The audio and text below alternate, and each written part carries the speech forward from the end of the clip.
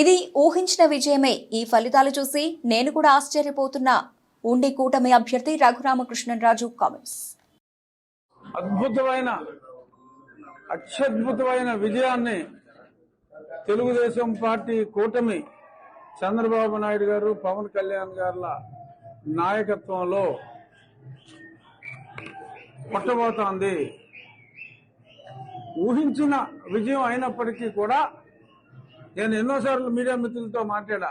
125 minimum, 150 దాటినా ఆశ్చర్యపోనవలసిన అవసరం లేదని. కానీ నన్ను కూడా ఆశ్చర్యపరిచే ఫలితాలు ఈరోజు మనం చూస్తున్నాం.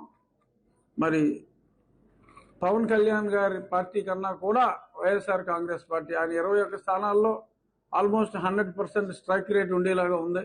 21 కొట్టబోతున్నారు. మరి 21 దాటే నమ్మకం వైఎస్ఆర్ కాంగ్రెస్ పార్టీ దాటుతుందన్న నమ్మకం కూడా లేదు. ప్రజల్ని ఎంతో దారుణంగా అవమానించాడు జగన్మోహన్ రెడ్డి. దానికి మించి కసిగా ప్రజలు జగన్మోహన్ రెడ్డిని తిరిగి అవమానించారు. ఎప్పుడైనా అమాయకత్వాన్ని ప్రజలు సహిస్తారు కానీ అధికార మదాన్ని, అహంకారాన్ని ప్రజలు సహించరు అని ఏదైతే సిద్ధాంతాన్ని మనం ఎప్పటి నుంచో అనుకుంటున్నామో, ప్రజలు దేవుళ్ళు, ప్రజలు వాళ్ళ కోపాన్ని చూపెట్టారు. ఈరోజు నిజమైన దీపావళి.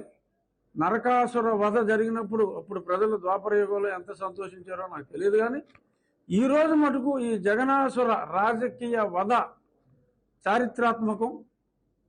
ఈరోజు అందరూ కూడా దీపావళి కన్నా మిన్నగా ఇదే ఆంధ్ర ప్రజలకు అసలైన దీపావళి అనేలాగా జరుపుకోబోతున్నారు. ఇందులో ఎటువంటి సందేహం లేదు. ఈ ఫలితాలు ఊహించిన దానికన్నా భిన్నంగా ప్రజలు ఇచ్చిన ఈ తీర్పు